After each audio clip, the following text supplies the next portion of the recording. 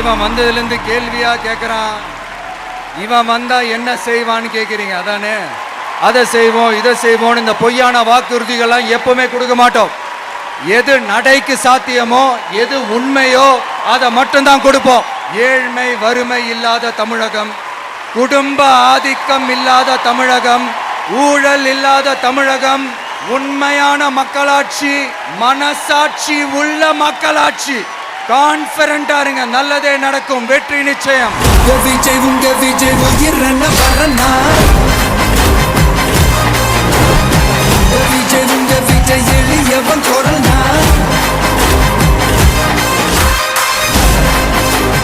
உங்க விஜய் உயிரன வரனா, உங்க விஜய் எளியவன் குரல்னா, உங்க விஜய் நான் வரேன்.